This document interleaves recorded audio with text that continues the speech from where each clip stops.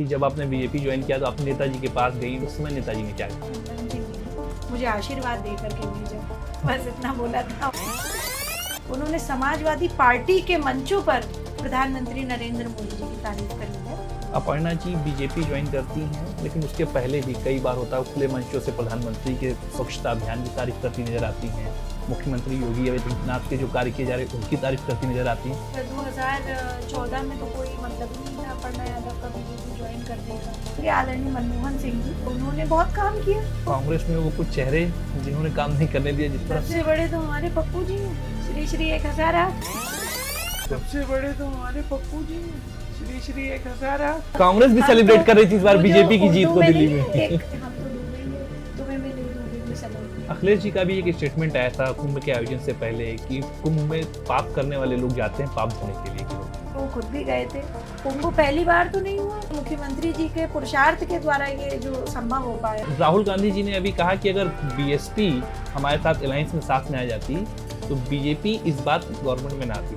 आदरणीय पप्पू जी के ही जो है पार्टी के व्यक्ति ने बहन जी को। समाजवादी पार्टी को आपने बहुत करीब से देखा, एक समय पे आप उसका हिस्सा भी नहीं। आज जब आप देखती हैं और उस समय की समाजवादी पार्टी जब नेताजी हुआ करते थे, उसको देखते थे, अध्यक्ष हुआ करते थे, क्या बदलाव आप देखते हैं? और सुप्रीम कोर्ट का मैं बहुत तहे दिल से धन्यवाद कहना चाहती हूँ कि उन्होंने इस रणवीर अलाहाबादिया को एकदम ठीक किया। You can take lessons from previous ancestors in politics और एनीवेयर एल्स, बट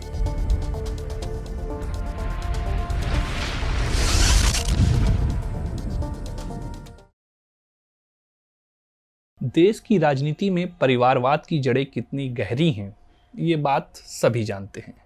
लेकिन जब कोई इस व्यवस्था को चुनौती देकर अपने लिए अलग रास्ता चुनता है तो बात केवल राजनीति तक नहीं रहती, बल्कि हिम्मत और विचारधारा की हो जाती है।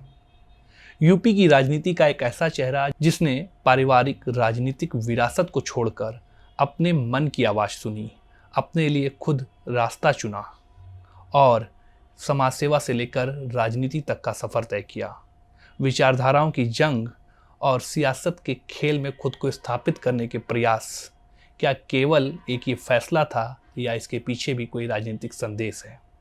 बात करेंगे यादव परिवार की छोटी बहू अपर्णा यादव के साथ और हर एक विषय पर चर्चा करेंगे, राजनीतिक समीकरणों को लेकर, पारिवारिक समीकरणों को लेकर और इसके अलावा व्यक्तिगत जीवन को लेकर। अपर्णा यादव जी हमारे साथ हैं। अपर्णा जी बहुत बहुत स्वागत है आपका, और पहले तो थैंक यू सो मच हमको ये समय देने के लिए। और आई थिंक ये आपका पहला पॉडकास्ट इंटरव्यू होने जा रहा है जो आप मेरे साथ में कर रही हैं।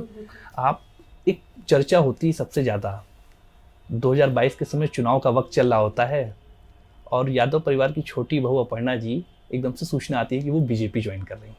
ये फैसला कैसे लिया आप? मैं यही कहूँगी कि मेरे लिए भी ये बिल्कुल क्षणों में मैंने ये निश्चय किया था। और मैं समझती हूँ कि कुछ ऐसे क्षण जीवन में ज़रूर होते हैं जब व्यक्ति अपने परिवार, अपनी जाति, अपने जो उसके मौलिक मैं समझती हूँ विचार होता है, उससे ऊपर उठ करके अगर आप सोचते हो तो वो आप कंट्री के लिए सोचते हैं, वो आप अपने राष्ट्र के लिए सोचते हैं। मुझे लगता है उसी प्रकार से वो क्षण मेरे लिए कुछ इस तरह के थे, क्योंकि बहुत लंबे समय से जो है कई लोग मुझसे बोलते थे, पूछते थे जो आप पूछ रहे हैं। कई बार इंटरव्यूज़ में मुझसे पूछा गया। और मैं आदरणीय प्रधानमंत्री जी श्री नरेंद्र मोदी जी को बहुत ज़्यादा पसंद करती हूँ और मेरे लिए वो बहुत आइडल हैं। आदरणीय मुख्यमंत्री उत्तर प्रदेश के श्री योगी आदित्यनाथ जी, और वो भी मुझे लगता है कि बहुत बड़े व्यक्ति हैं और दोनों ही लोगों की कार्यशैली बहुत अच्छी है। जो कहते हैं वो करके दिखाते हैं। जो बेस लाइन है बीजेपी का, जो उन्होंने एक्चुअली करा, धरातल पे उतारा। और आप देख लीजिए अभी हमारी पार्टी ने बुलेट ट्रेन, जो ड्रीम था एक एवरेज इंडियन का कि जो भी बच्चे गए होंगे, विदेश गए होंगे, यंगस्टर्स हैं, मेरी जनरेशन के बहुत सारे लोग विदेश घूम करके आए होंगे, उनको भी लगता होगा कि हाँ हमारी कंट्री में बुलेट ट्रेन होनी चाहिए। तो वो हमारे लिए एक सपना जैसा था, पर आदरणीय प्रधानमंत्री जी ने उसको करके दिखाया। लोग बोलते रह गए, आज़ादी के इतने साल तक बुलेट ट्रेन नहीं आई। तो मुझे लगता है ये और ऐसे कई माइलस्टोन्स जो है अचीव किए हैं मोदी सरकार ने। तो ये मेरे लिए बहुत बड़ी बात है कि आज मैं उस पार्टी का एक हिस्सा हूँ। और मेरे लिए बड़ा गर्व का विषय है कि आदरणीय नेताजी ने मेरे ससुर जी ने, श्रद्धेय आदरणीय मुलायम सिंह जी ने मुझे आशीर्वाद दे करके भेजा। और ये बात तब की है जब वो खुद सदन में आशीर्वाद दे करके आए आदरणीय प्रधानमंत्री जी को कि दोबारा जो है वो प्रधानमंत्री बने। तो ये मेरे लिए बहुत ही अनमोल क्षण थे। एक फोटो भी आई थी जब आपने बीजेपी ज्वाइन किया, तो अपना नेताजी के पास गई, उनके पैर छू के आपने आशीर्वाद लिया, तो उस समय नेताजी ने क्या कहा था? हाँ, नेताजी ने बस इतना बोला था, और कहाँ से आ रही हो? तो मैंने कहा दिल्ली से आ रही हूँ। वो खाना नाश्ता करने जा रहे थे क्योंकि शाम का समय था, चाय का समय था वो, और सुबह मैंने पार्टी ज्वाइन करी थी। तो मैं जैसे ही पहुँची तो फिर नेताजी ने कहा कहाँ से आ रही हो? मैंने कहा नई दिल्ली से आ रहे हैं अभी। तो कहा कि नाश्ता करोगे? हमने कहा नहीं। मैंने कहा आशीर्वाद दीजिए, आज जो है भाजपा ज्वाइन कर ली। कह रहे हैं भाजपा ज्वाइन कर ली तुमने? चलो मोदी जी बहुत अच्छे हैं, अच्छी जगह पे हो तुम, ऐसा बोला था उन्होंने। चलिए, बहुत अच्छा रहा ये और चीज। आशीर्वाद है, वो आशीर्वाद है। नहीं, शॉक नहीं हुए उस समय वो ये बात सुन के कि आप, नेताजी का एक बड़प्पन है, मुझे लगता है बड़प्पन रहा उनका कि वो ही never used to give his reaction, मतलब, और वो जैसे कहते हैं ना, कोई भी चीज़ जब आप अनुभव से आती है, अभी बहुत अगर व्यक्ति यंग रहता है तो उसका रिएक्शन और एक बड़े व्यक्ति का रिएक्शन, एक बुजुर्ग व्यक्ति का रिएक्शन बहुत फ़र्क होता है। तो आई थिंक ये scenes ages seasons in politics. तो और ऑलरेडी वो प्रधानमंत्री जी को बहुत लाइक करते रहे हैं हमेशा से। आदरणीय प्रधानमंत्री जी की उन्होंने सार्वजनिक मंचों पर जो है तारीफ़ करी है। उन्होंने समाजवादी पार्टी के मंचों पर प्रधानमंत्री नरेंद्र मोदी जी की तारीफ़ करी है, और प्रधानमंत्री जी ने भी उनका बहुत सम्मान रखा है। व्यक्तिगत रूप से कई बार उनके फ़ोन वगैरह आते रहते थे, उनका स्वास्थ्य जानने के लिए आते रहते थे। और भारतीय जनता पार्टी के बड़े वरिष्ठ जो राष्ट्रीय लेवल के नेता हैं, उनके फ़ोन आते रहते थे, लोग मिलने आते थे उनसे। और अक्रॉस द पार्टी लाइन उन्होंने जो है, जब वो सपा में एज फुल मेजॉरिटी में सरकार में भी थे, एज चीफ मिनिस्टर 3 बार के मुख्यमंत्री रह चुके, 1 बार के रक्षा मंत्री रह चुके आदरणीय नेताजी जो है, उन्होंने बहुत सारे लोगों के काम किए, पार्टी लाइन से हट करके किए। तो उन्होंने कभी भेदभाव की राजनीति नहीं करी, कभी भी मन मुटाव की नहीं, व्यक्तिगत संबंधों को बड़ा महत्व दिया जाता है। संबंधों को बहुत, क्या वो लगता है आज के समय की जो पॉलिटिक्स है उसमें इन चीजों को कहीं थोड़ा सा होना चाहिए। मैं समझती हूँ होना चाहिए। हमें यही शिक्षा मिली है, मुझे तो यही शिक्षा मिली है उनसे। और लोग चाहे कैसा भी कहें, जो भी कहें, और मैं बहुत ही ज़्यादा नेताजी की हमेशा, मतलब आजीवन, मुझे लगता है मेरा जीवन पूरा ऋण से युक्त है, इस पितृ ऋण से युक्त है कि जो नेताजी ने मेरे लिए करा है, मुझे बोला है, मेरे लिए जो भी किया है, मतलब मैं हमेशा उनका ऋण मानती हूँ। अपर्णा जी बीजेपी ज्वाइन करती हैं, लेकिन उसके पहले भी कई बार होता है खुले मंचों से प्रधानमंत्री के स्वच्छता अभियान की तारीफ करती नजर आती हैं, मुख्यमंत्री योगी के जो कार्य किए जा रहे हैं उनकी तारीफ करती नजर आती हैं। तो ये बीजेपी के प्रति झुकाव या नेताओं के प्रति, जो बीजेपी के लीडर्स रहे, इनके प्रति झुकाव, ये पहले से था या अचानक से पार्टी ज्वाइन करने के समय की बात है? नहीं, देखिए, मैं तो कि 2014 में तो कोई मतलब ही नहीं था अपर्णा यादव का बीजेपी ज्वाइन करने का, परंतु प्रधानमंत्री जी की सबसे पहले मैंने ही 2014 में जो है तारीफ करी थी स्वच्छ भारत मिशन को लेकर के। और आदरणीय प्रधानमंत्री जी का जो ग्राफ है उस समय से ही बढ़ना, एक तरह से आप समझिए कि पूरे विश्व में शुरू हुआ था। तब बहुत कम लोग जो है उनकी जो है सार्वजनिक मंचों पे तारीफ करते थे जी। तो मैं ये नहीं कह रही हूँ कि मैं पहली होंगी, हो सकता है मैं उस करोड़ों की फहरिस्त में शायद वो होंगे, पर उत्तर प्रदेश से उस समय सपा की सरकार थी और मुझे इसके लिए सपा में रहते हुए पहले तारीफ करने वाली जरूर आप पहली रही होंगी। जरूर मैं पहली रही थी, क्योंकि मुझे सच में लगा कि देखिए, जो व्यक्ति इतने बड़े पद पे रह करके, इतना बड़ा पद, प्रधानमंत्री, और वो भी भारत का प्रधानमंत्री, इस 125 करोड़ की पॉपुलेशन है, सबसे बड़ा लोकतंत्र विश्व का, उस पे रह करके, उस पद पे रह करके उस व्यक्ति को झाड़ू पकड़ने में किसी प्रकार का संकोच नहीं हुआ, तो वो व्यक्ति किसी भी स्तर तक भारत के लिए झुक सकता है और किसी भी तरह से मुझे लगता है भारत को आगे ले जाने में वो कुछ भी कर सकते हैं, वो अपना सर्वस्व निछावर कर सकते हैं। ये मुझे लगा, ये मेरी अपनी सोच है, हो सकता है इससे बहुत लोग ना वाकिफ हों, पर ये मेरी व्यक्तिगत सोच है। और मुझे लगता है राष्ट्र से बढ़कर के जीवन में होना नहीं चाहिए कुछ भी। हम जो कहते हैं ना कि आज हम लोग यहाँ बैठे हुए हैं, इसके लिए हमें बहुत त्याग और बड़े परिश्रम और बहुत बलिदानों की हमारे पूर्वजों ने दिए हैं, तब जा करके आज हम और आप ये पॉडकास्ट कर पा रहे हैं। आज हम और आप जो है इतने अच्छे कपड़े पहन पा रहे हैं, आप जीन्स पहन पा रहे हैं फॉर दैट मैटर। मैं आप मेरा बात समझिए। तो मैं समझती हूँ कि जिस भारत के लिए इतना लोगों ने बलिदान दिया है, हम कम से कम खुले मंचों पर उस व्यक्ति की ज़रूर तारीफ हमें करनी चाहिए। हम उस समय मैं समाजवादी पार्टी में थी, अब मैं भारतीय जनता पार्टी का एक हिस्सा हूँ। मैं समझती हूँ कि तभी से मुझे लगा कि नहीं, मुझे जो है जो व्यक्ति पसंद है, जो सही है वो सही है और सच का साथ दे, सत्य जो है को प्रमाणित नहीं करना पड़ता। लेकिन ऐसा क्यों देखा जाता है कि ये देश की राजनीति का दुर्भाग्य कह सकते हैं कि यहाँ पे कोई भी चीज़ आप अच्छी करिए, लेकिन जो अपोजिशन में उसको हर चीज़ गलत ही नजर आएगी?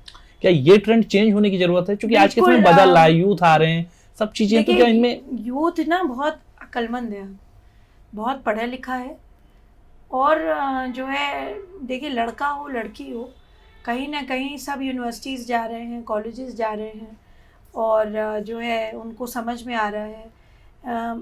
तो ऐसे ज्ञान के मंदिरों में जहाँ वो ज्ञान प्राप्त करने जा रहे हैं, उनके ज्ञान चक्षु भी खुल रहे हैं उसके साथ साथ ना। आप लोग मीडिया से हैं, everything is available on the digital platform, चाहे हमारे फेसबुक हो, इंस्टाग्राम हो, ट्विटर हो, एक्स हो और जो है इतने सारे हैंडल्स हैं। एंड प्लस जो भी न्यूज़ होती है, पहले बताइए कितना बड़ी बात होती थी कि टेलीग्राम भेजा जाता था। I am not talking about the Telegram, तार भेजा जाता था, चिट्ठी भेजी जाती थी, एग्जैक्टली, बल्कि तार ही भेजा जाता था, आपने सही शब्द का प्रयोग किया, तार भेजा जाता था, चिट्ठी उसके बाद का डेवलपमेंट है। तो तार भेजा जाता था और जो है कितना मुश्किल था कि हम कोई भी चीज़ इंफॉर्मेशन प्राप्त कर सकते थे, संपर्क करना, एक जानकारी शेयर करना बहुत बड़ी बात थी। और आज की दुनिया में तो सब कुछ चटपट है। हम यहाँ बात कर रहे हैं, ये बात अमेरिका तक जा सकती है, जिस देश में अभी सूरज भी ना उगा। राइट। तो मैं समझती हूँ we are one in terms of information and technology. We are living in the ice age, and I'm not talking about the ice winter age. Right. I'm talking about the information, communication and the entertainment age. This is the ice age. This is supposedly supposed to be the most developed period in मतलब time to come. And मैं तो millennial हूँ, मैं तो अपनी बात बता रही हूँ आपको। मैंने 80 का भी दौर देखा है, 90 का भी देखा है, अब मैं 2000 का भी देख रही हूँ, ईश्वर करे जी देख पाऊँ। और जो है सब समझ रहे हैं, सारे लोग सब कुछ समझ रहे हैं। ऐसा नहीं है विपक्षी कुछ भी बोल रहे हैं, कोई भी बात वो अपनी इस भूधरा पर छोड़ रहे हैं मीडिया के सामने कुछ बोल रहे हैं अड़ंग बड़ंग, तो ऐसा नहीं है। युवा हमारा नहीं समझ रहा है, युवा सब समझ रहा है, सब समझ रहा है, सब चीज़ें देख रहा है या देख रही है और उसको भली भांति ये ज्ञान है कि क्या सही है क्या गलत है। तो विपक्षियों का काम, मैं समझती हूँ कि आप जो बोल रहे हैं ये चेंज होना चाहिए ट्रेंड। मैं तो इस बात पे भी कहूँगी, आदरणीय मनमोहन सिंह जी अब नहीं रहे, स्वर्गीय हो गए वो, पर उन्होंने बहुत काम किया देश के लिए, पर जो है उनको काम करने का अवसर पूरी तरह से प्राप्त नहीं हुआ। कांग्रेस ने उनको बहुत खुल करके काम नहीं करने दिया। तो ये भी मैं इस पॉडकास्ट पे बोल रही हूँ, मतलब इस समय बीजेपी में कांग्रेस में वो कुछ चेहरे जिन्होंने काम नहीं करने दिया, जिसको लेकर हमेशा चर्चा रहती है, सबसे बड़े तो हमारे पप्पू जी हैं, श्री 1008। उनका क्या ही कहा जाए, मैं तो क्या बोलूँ अब इस पे। पर जो है वो तो भारत जोड़ो यात्रा लेके निकल रहे हैं, सब कर रहे हैं। देखिए, भारत जोड़ो यात्रा सिर्फ ये नहीं है कि भाई ठीक है, अच्छी बात है, विनोबा भावे एक अलग व्यक्ति थे, उनका अलग पुरुषार्थ था, उन्होंने 500 किलोमीटर से भी ज़्यादा की यात्रा करके जो है भूदान आंदोलन कर दिया था। इसी प्रकार की यात्रा निकाल करके you can take lessons from previous ancestors in politics or anywhere else, but the time is different. You need to understand what the people want. You cannot just go, आप वॉक करते हुए जा रहे हो, ठीक है, आपकी पॉपुलैरिटी होने की वजह से आपके साथ जो है आपके प्रशंसक जुड़ सकते हैं थोड़े बहुत, परंतु उससे कोई देश में बदलाव हो जाए इसकी कोई गारंटी नहीं है। देश तब बदलेगा जब हमारी सोच बदलेगी। कांग्रेस का ये हाल होने की वजह क्या आप मानती हैं? जो जिस तरीके से उनका नेतृत्व, उनका एक ढीला ढाला नेतृत्व। और मैं समझती हूँ, मैं इसलिए कह रही हूँ क्योंकि सच में जो लोग जुड़े हुए हैं कांग्रेस की पार्टी से, आप देखिए ना उनका जो टॉप क्रीम छोड़ दीजिए, जिसमें कि अब बहुत कम लोग बचे हुए हैं, मोस्ट ऑफ देम पलायन कर गए हैं अन्य पार्टियों में, और इसलिए छोड़ करके जा रहे हैं क्योंकि वहाँ नेतृत्व की क्षमता नहीं है कि लोगों को इकट्ठा करके रख सके, उनके पास कोई विचार नहीं है। राहुल गांधी जी ने अभी कहा कि अगर बीएसपी हमारे साथ अलायंस में साथ में आ जाती तो बीजेपी इस बार गवर्नमेंट में ना आती सेंट्रल में। मैं अभी बताती हूँ, उस व्यक्ति का नाम नहीं लेना चाहती हूँ, कांग्रेस पार्टी के ही आदरणीय पप्पू जी के ही जो है पार्टी के व्यक्ति ने बहन जी को, यानी बहन मायावती जी को जो है अपशब्दों से संबोधन करा था, और वो बहुत बात गलत थी। और आप देखिए, अभी आप कह रहे हैं कि अभी का बयान है कि उन्हीं के पार्टी के जो है राष्ट्रीय लेवल के ये नेता राहुल जी जो है कह रहे हैं कि बीएसपी को साथ रखने, तो आप क्या शिक्षा देते हैं अपने पार्टी कार्यकर्ता को कि पहले तुम अपशब्द कहो बहन जी को। 4 बार की मुख्यमंत्री रह चुकी ना बहन जी, राइट, मायावती जी 4 बार की मुख्यमंत्री को आपने जो है अपशब्द बोल दिए, और अब आप जो है चाहते हो कि वो हमारे साथ अगर होती तो कितना अच्छा होता। तो पहले ये लोग सिखाते हैं कि पहले सबको जो है गाली दो, अपशब्द कहो, उसके बाद खुद ही सिखाते हैं कि फिर इनके जूते चाटो। नहीं, वो कह तो रहे हैं इनके कथनी करने में ही द्वंद है ना, इनकी लीडरशिप में ही द्वंद है, इनको पता ही नहीं हमको कहाँ जाना है। और ये बात मैं ऐसे नहीं कह रही, मैंने इस पे बोल भी दिया, आप इस पे चेक कर सकते हैं, एवरीबडी कैन चेक कि बहन मायावती जी पे, मेरी पार्टी की नहीं है वो, बट एक महिला होने के नाते मैंने इस बात पे विरोध किया कि भाई किसी भी महिला को अपशब्द नहीं कहो। आप उनकी चीज़ों में बोल सकते हैं कि ये चीज़ सही नहीं करी, ये चीज़ गलत करी, पर ये थोड़ी ना आप कह दोगे कि कुछ भी है रंग बड़ंग आप बोल दोगे किसी के बारे में भी। मेरे बारे में भी बहुत सारी चीज़ें हो सकती हैं, किसी को ना पसंद आए, पर ये नहीं होना चाहिए कि भाई अपशब्द कहने लगे, ये तो अच्छी बात नहीं है। और उसमें भी वो अपनी ही माता बहनों को गालियाँ देते हैं, तो मैं नहीं समझती उचित है। वो ये कह रहे थे कि मायावती जी डरी हुई हैं पता नहीं किस बात से, इसलिए वो बीजेपी के खिलाफ आने से डरती पता नहीं। तो फिर मैं समझती हूँ कि अगर डरी हुई होती तो 4 बार की मुख्यमंत्री नहीं बनती, और उनका अपना काम करने का तरीका है। और जो है मुझे लगता है राहुल जी ज़्यादा डरे हुए हैं, क्योंकि उनके पास अब कोई मुद्दा बचा नहीं है काम करने के लिए, या भारत जोड़ो आंदोलन से उनको कोई खास जो है फ़ायदा नहीं मिला, तो वो बस अब कुछ भी जो है कह कर के अपने आप को चमकाने का काम कर रहे हैं। लेकिन एक चीज़ अलग देखने को मिली इस बार दिल्ली के चुनाव में, बीजेपी की गवर्नमेंट बनती है लेकिन कांग्रेस बहुत खुश होती है इस बात से। ये उनकी पुरानी आदत है कि कांग्रेस भी सेलिब्रेट कर रही थी इस बार बीजेपी की जीत को दिल्ली में। एक उर्दू में एक वो है शेर कह लीजिए, लाइनें कह लीजिए कि हम तो डूबेंगे तुम्हें भी डूबेंगे सनम, वो वाला है ना उनका।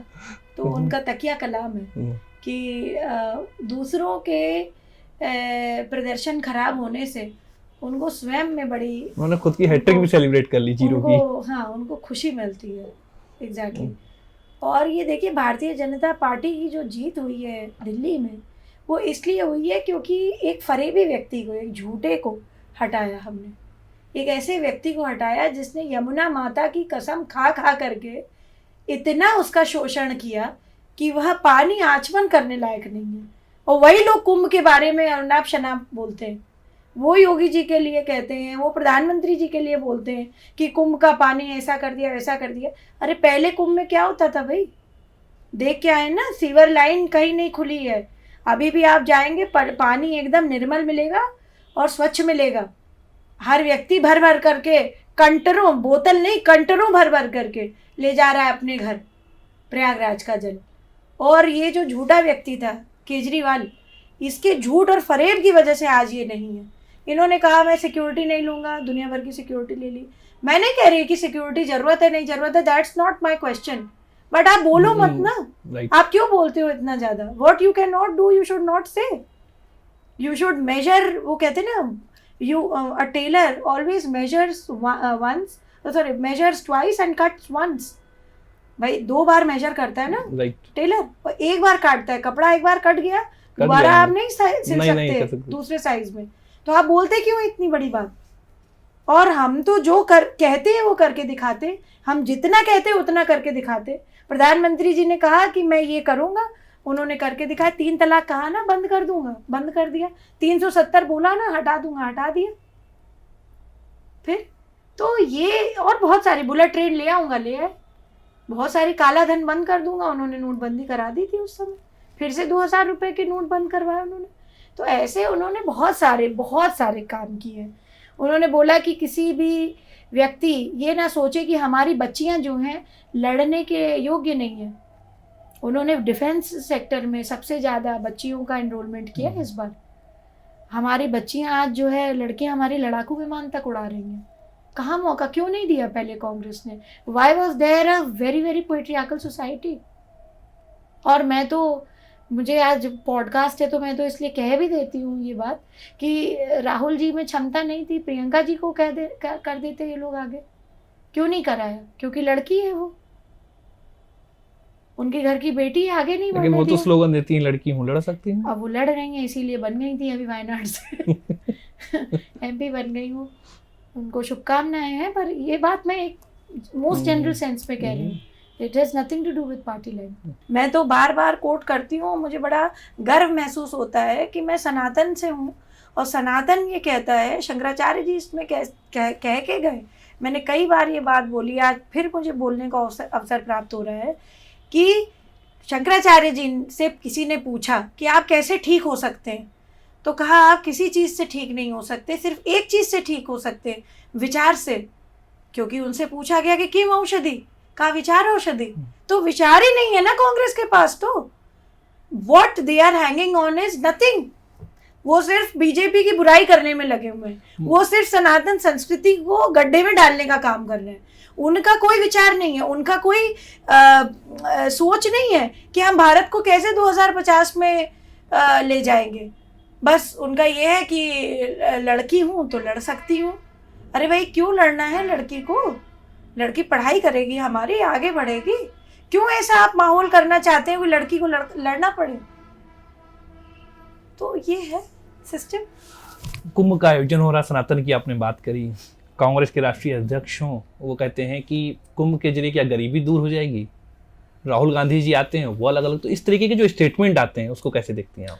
ये बड़े, मैं समझती हूँ, बचकाने किस्म के स्टेटमेंट्स हैं। और आज के समय में मैं समझती हूँ आदरणीय मुख्यमंत्री जी श्री योगी जी ने, विधानसभा सत्र चल ही रहा है, अभी सब देख ही रहे होंगे, टीवी पर आ रहा है कि किस प्रकार से आदरणीय मुख्यमंत्री जी ने और हमारे जो आदरणीय फाइनेंस मिनिस्टर हैं श्री सुरेश खन्ना जी, उन्होंने भी बोला है ना ये बात, पूरे आंकड़े दिए हुए हैं कि कैसे जो है उत्तर प्रदेश की GDP बढ़ रही है और कुंभ ने कितना ज़्यादा लोगों को रोज़गार दिया है, कैसे लोग फ़ायदे पहुँचे हैं। और ये पूरा विश्व देख रहा है, BBC ने भी कवर किया है और भी बहुत सारे चैनल्स आए थे, विदेश की मीडिया आई थी, देशों से लोग आ रहे हैं, विदेश से लोग आ रहे हैं। वो आपकी एप्पल, जो स्वर्गीय एप्पल के फाउंडर थे स्टीव जॉब्स, उनकी पत्नी भी आई यहाँ पर, सनातन को एक्सेप्ट करके गई हो, उसने भी जल में स्नान करके इत्यादि जो भी यहाँ के रीत रिवाज फॉलो करे और जो है सात्विक आहार लिया। कितने सारे लोग आए विदेशों से, और ये विपक्षी, ये कांग्रेस इस प्रकार की बात कर रहे हैं। क्यों नहीं? पहले भी तो टाइम था ना, कुंभ पहली बार तो नहीं हुआ। हाँ, 144 साल बाद ग्रह नक्षत्र जरूर इस तरह से फॉलो है कि हमारे भारतीय जनता पार्टी, हमारी प्रदेश सरकार और आदरणीय मुख्यमंत्री जी के पुरुषार्थ के द्वारा ये जो संभव हो पाया, आदरणीय प्रधानमंत्री जी के जो पुरुषार्थ की वजह से ये संभव हो पाया। ऐसे ग्रह नक्षत्र भी हो गए, ये प्रभु कृपा की हो गई, मतलब सोने पे सुहागा हो गया। और इतने लोग गए वहाँ पर और जा रहे हैं, 26 तक जाते ही रहेंगे, शिवरात्रि आखिरी स्नान है। तो ये बहुत बड़ी बात है, इसको एक्सेप्ट करना चाहिए कि ये सिर्फ एक जो है, जो पहले की सरकारें कर देती थी ना, कुंभ एक मेला है, तो ये मेला नहीं था। ये जो है, मैं बोलना चाहती हूँ कि साहब ये मेला नहीं है, ये दिव्य और महाकुंभ है, और ऐसा आयोजन पहली बार हुआ है। ये हमारे लिए गर्व की बात है कि इस समय बीजेपी की सरकार है।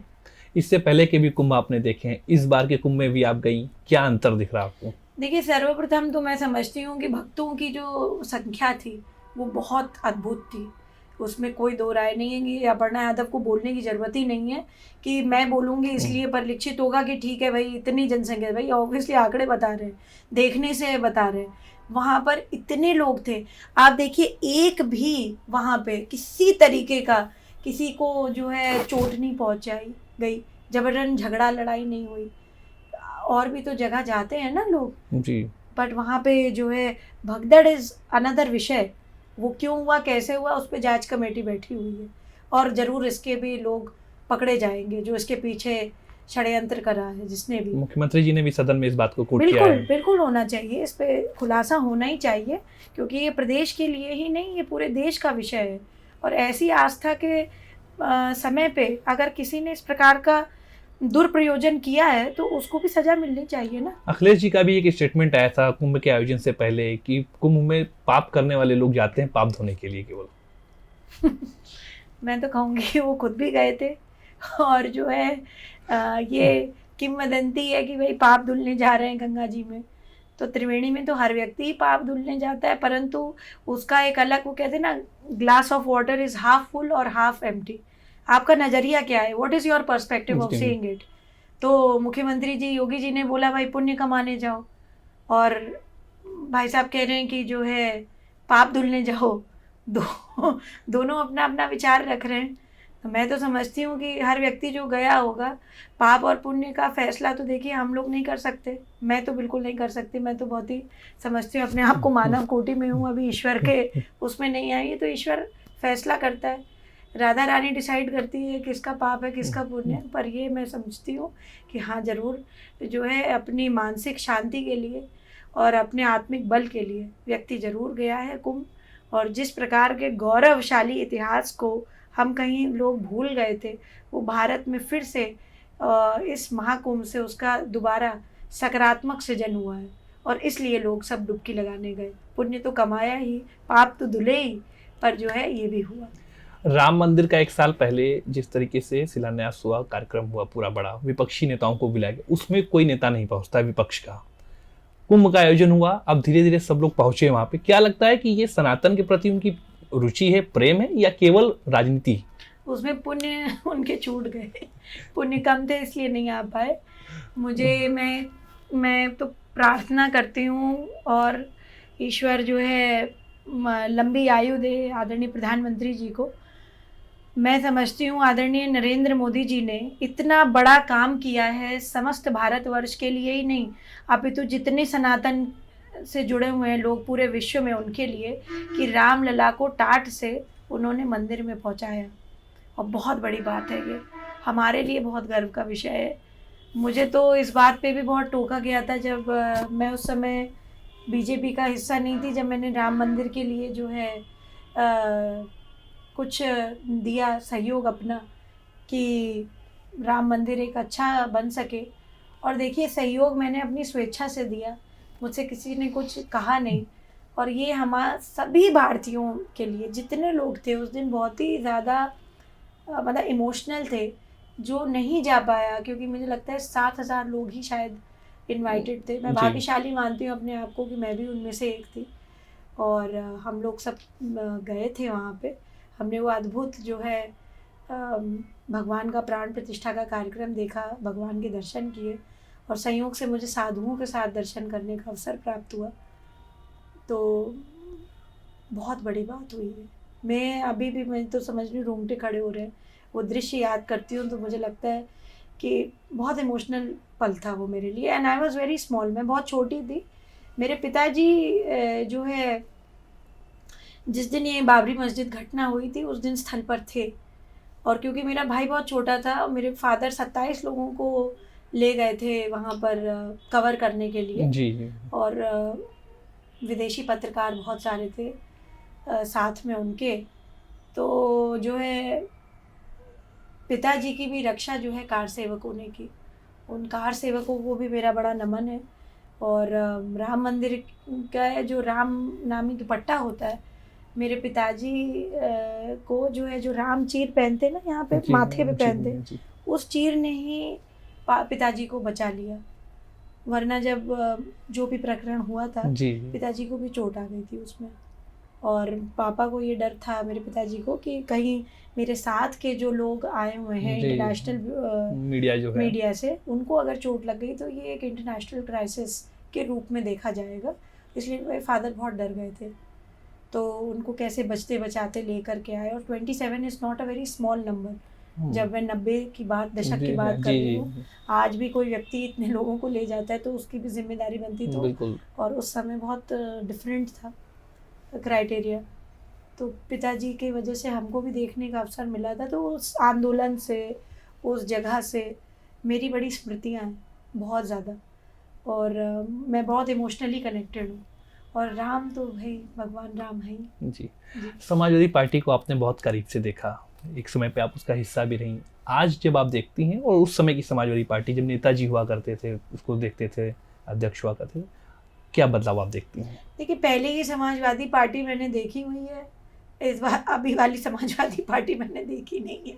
नहीं, बाहर से तो जो मैं दिख रही भाजपा ही है, देख रही नहीं, जो बाहर से दिख रहा है उनका जो रोल एक विपक्षी तौर पे दिखता है, सदन के अंदर के जिस तरह के बयान आते हैं या फिर अखिलेश जी के बयान आते हैं, तो उनको कैसे आप देखती हैं? क्या लगता है कितना चेंजेस हुआ है?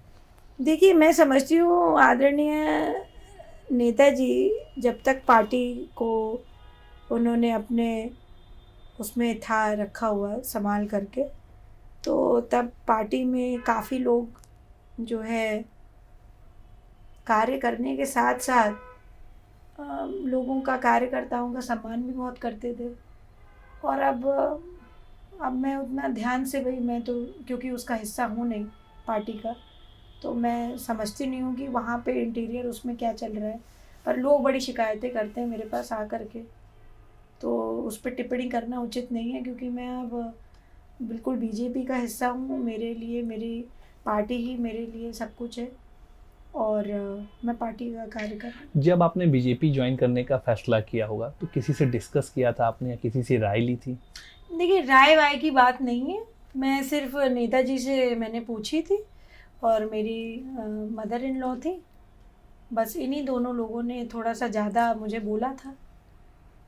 प्रतीक जी का कैसा सपोर्ट? वो तो सब सपोर्ट करते हैं हर चीज़ पे, हर बात पे। और मैं समझती हूँ कि वो हमेशा ये बात बोलते हैं कि भाई जिस चीज़ में आपकी खुशी हो आपको वही करना चाहिए। तो ये एक बड़ापन है उनके व्यक्तित्व का, जो मैं बहुत सराहना करती हूँ उस बात को। और सबसे बड़ी बात है, देखिए, इस वैल्यू को, फ्रीडम सिर्फ आपकी स्पीच में, आपके एक्शंस में नहीं होनी चाहिए, आपकी सोच में भी होनी चाहिए। The way you think should be free. और प्रतीक जी की अच्छी बात है। बीजेपी जब आई, आपने ज्वाइन किया बीजेपी को, तो जिन बातों को ध्यान में रख के आपने ज्वाइन किया था या आपको लगता था कि यहाँ पर आने पर ये चीज़ें होंगी, क्या उस तरीके का माहौल आपको मिला? देखिए, पार्टी लीडरशिप बहुत अच्छी है और बहुत सम्मान करते हैं सबका यहाँ पे। बड़ी बात यह है कि सब लोग बहुत ही अच्छे से बात करके और अच्छा बात भी समझाते हैं। और कार्य करने का अवसर जो पार्टी कहती है मैं करती हूँ, करती आ रही हूँ, आगे भी पार्टी मौका देगी तो बिल्कुल कार्य करेंगे। क्योंकि कई बार इस तरीके की बातें कही जाती हैं कि बीजेपी ने अपर्णा जी को इसलिए बुलाया ताकि यादव वोट बैंक जो है उसको साधा जा सके। देखिए, पार्टी अपने तरफ से जो भी मुझे कार्य देती है, मैं उस कार्य के लिए बिल्कुल करबद्ध हूँ। मैंने कभी भी पार्टी के किसी भी फोरम पे जाने से कभी मना नहीं किया। मेरे लिए हर व्यक्ति जो पार्टी का है मेरे लिए बहुत वंदनीय है।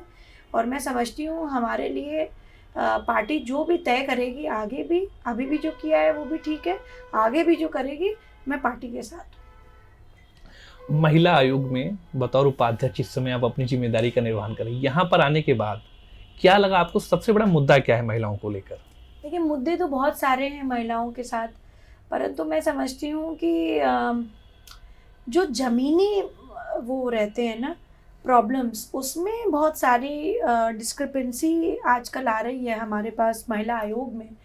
क्योंकि मैं देखती हूँ कि कई बार जो व्यक्तियों के आपस के ज़मीन के मुद्दे होते हैं तो उसमें कहीं ना कहीं घर की महिलाओं को वो लोग झोंक दे रहे हैं, और इतना झोंक दे रहे हैं कि कई बार उन महिलाओं को भी, विपक्ष पार्टी हो चाहे पक्ष की पार्टी हो, जिसने भी हमारे साथ कंप्लेन करी है, तो हमें मुझे बहुत संभल करके, मतलब मैं समझती हूँ ये बहुत बड़ी जिम्मेदारी दे दी है आयोग की, कि आयोग को ये निश्चय करना पड़ता है कि कौन सच है और कौन इसमें हाँ, गलत क्योंकि है। ये इस तरीके के क्योंकि केसेस उसमें बहुत आते जेल तक हैं। जाती हैं वो महिलाएं, और आप समझ रहे हैं जेल का जीवन कोई अच्छा जीवन नहीं होता है।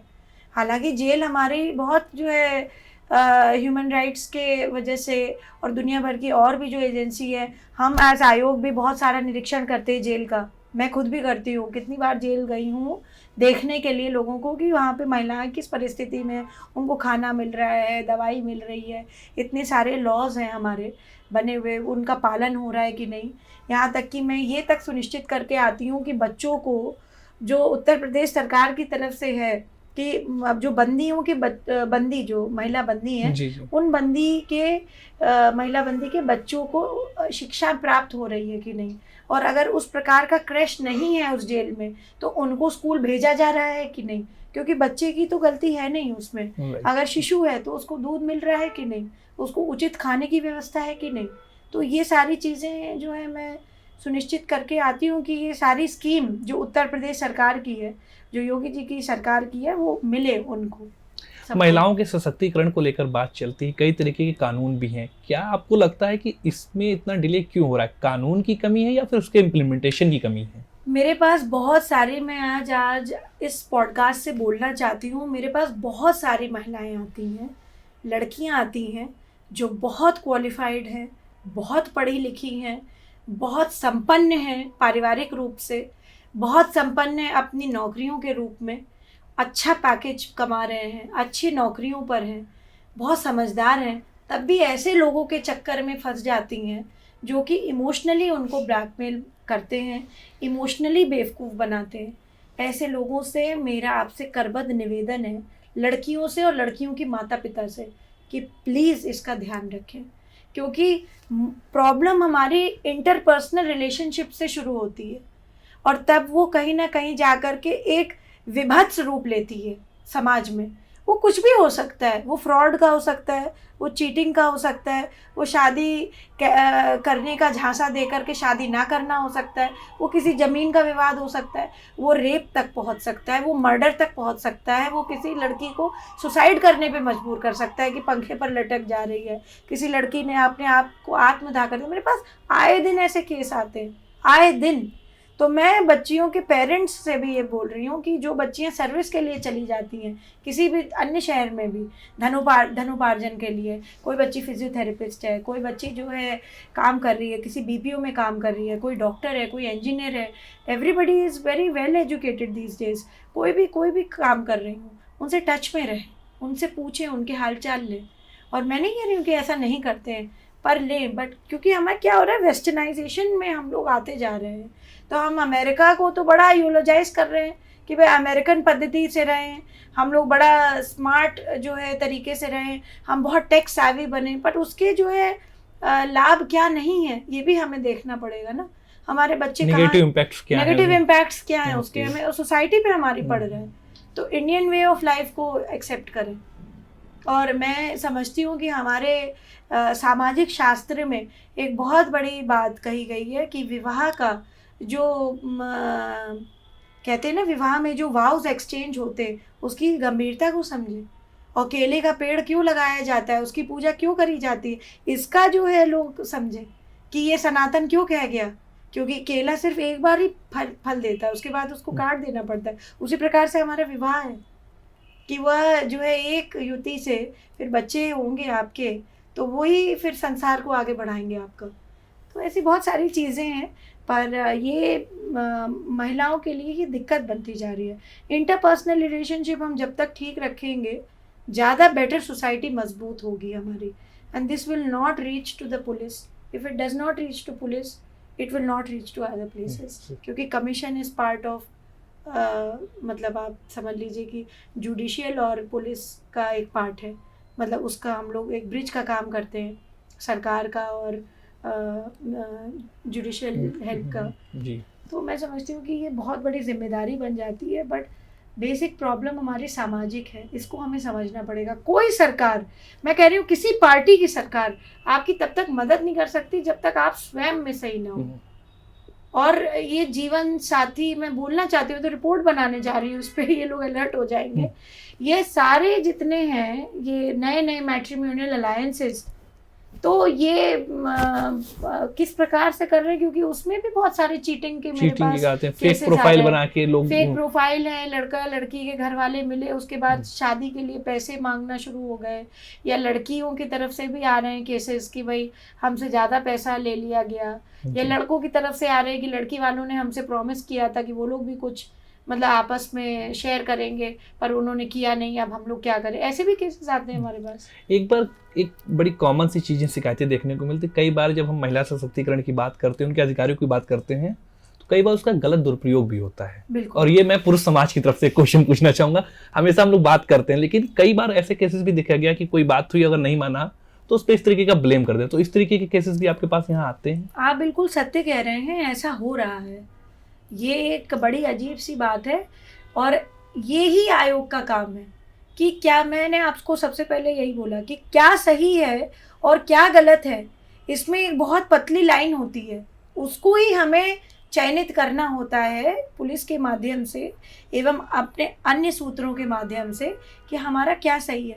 क्योंकि ये जो सीट मिली है आयोग की, इससे व्यक्ति फांसी तक चढ़ सकता है, इस सीट की इतनी इम्पोर्टेंस है। बिल्कुल। तो मैं समझती हूँ कि ये महिलाएं भी अगर दुरुपयोग करती हैं अपने अधिकारों का, जो उनको सरकार की तरफ से इसलिए मिले हैं कि उनको सशक्त कर सके, तो आप पे भी ये बात गलत रिफ्लेक्ट होगी। क्योंकि बहुत सारे हमारे पास जो पुरुष हैं, उनकी मम्मी भी हैं। भाई महिलाएं तो हर जगह है ना, भाई पुरुष कैसे पैदा हुआ, महिला से तो पैदा हुआ। किसी की पत्नी ने अगर आरोप लगाया तो उसकी माँ भी तो है, उसकी बहन भी तो है जी।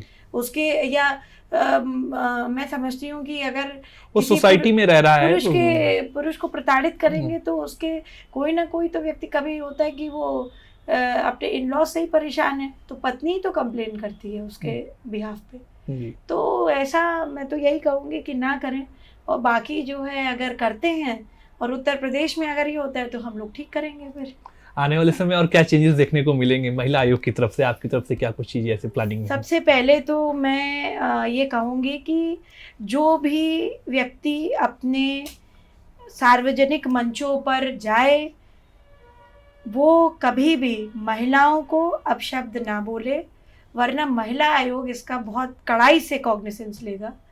आपने देखा होगा अभी अनुभव बस्सी का केस शो होने वाला था, और इसको जो है मैंने तुरंत बंद कराया जैसे ही मेरे नोटिस में आया। इस बिल्डिंग के आप जस्ट बाहर निकलेंगे तो जस्ट फ्रंट पे इंदिरा गांधी प्रतिष्ठान का बहुत बड़ा ऑडिटोरियम पड़ता है, जिसमें बहुत सारे कार्यक्रम हुए हैं, बड़े कार्यक्रम हुए हैं। यहाँ पे ऐसा कोई व्यक्ति नहीं है, केंद्रीय मंत्री जी से लेकर के प्रधानमंत्री जी तक, आदरणीय मुख्यमंत्री जी तक, और आदरणीय जितने कैबिनेट मिनिस्टर्स हैं, और G20 समिट है, चाहे डिफेंस कॉरिडोर हो, सब कुछ हुआ है यहाँ पे। ऐसे प्रांगण में मुझे नहीं लगता था कि इस प्रकार के व्यक्ति का कार्यक्रम होना चाहिए था, जो कि अपशब्दों का प्रयोग करे महिलाओं के लिए। तो सबसे पहले तो ये बोल दूँ कि महिला आयोग, भाई इस पे उत्तर प्रदेश में आप लोग ये सब नहीं कर पाएंगे, अन्य जगह का मुझे नहीं पता। मैं तो चाहूँगी कि भारतवर्ष में इस प्रकार की चीज़ें बंद हो। और सुप्रीम कोर्ट का मैं बहुत तहे दिल से धन्यवाद कहना चाहती हूँ कि उन्होंने इस रणवीर अलाहाबादिया को एकदम ठीक किया, क्योंकि कुछ भी कह देने से आप अपनी टीआरपी नहीं बढ़ा सकते। आप कुछ भी काम करिए, आप अपने महिलाओं को क्यों गाली देते हैं भाई, क्यों आप शब्द बोलते हैं अपने माता के बारे में, अपने पिताजी के बारे में, ऐसे क्षणों के बारे में जो जिससे उनकी उत्पत्ति हुई है, और सबकी होती है। ऐसा कुछ उन्होंने भाई गलत नहीं कर दिया माता पिताजी, अगर इस तरह का इस तरीके का क्यों बोला आपने, मतलब you are mentally sick, you are not fit enough to podcast, or you're not fit enough to speak on the public stage. This should not go in our public. Why I am saying this? Because ये America में शायद हो रहा था, उसी को copy करते हुए मैं बार बार उसी टॉपिक पे वापस आ जाती हूँ कि वेस्टर्नाइजेशन का मतलब ये नहीं है कि हम अपने माता पिता को गाली देने लगे, माता पिता को अपशब्दों से संबोधन करने लगे, और आज जो है हमारी बड़ी टीआरपी फॉलो हो जाएगी, हमारी बड़ी बढ़ जाएगी, हमारे मिलियंस में फॉलोअर्स आ जाएंगे और जिलियंस में हो जाएंगे। This should not be the impact of anybody's life. हम अपना विचार से रहें, अपने धर्मपरायण से रहें, जो भी हम बिलीफ रखते हो। मैं ये नहीं कह रही हूँ सब लोग मतलब हिंदू ही बन जाए, जो जिसका बिलीफ है वो अपना प्रैक्टिस करे, पर don't say nonsense for any other religion और women in general, or for that matter anybody. एक आखिरी सवाल, जी। अपर्णा यादव अगर राजनीति में नहीं होती तो क्या होती? आई थिंक गायिका होती गाना गाती, गाना गाने का तो शौक आपका रहा है उसमें, बस शास्त्रीय गायन नहीं गाती। शास्त्रीय गाने, उसमें शास्त्रीय संगीत में ही आपकी रुचि भी है। जी जी जी, बहुत बहुत शुक्रिया हमसे बात करने के लिए और सभी विषयों पर बेबाक अपनी बात रखने के लिए। Thank you Thank so you much, so much. मुझे भी बहुत अच्छा लगा, बहुत अच्छा लगा आपसे बात करके। Thank thank you. यू।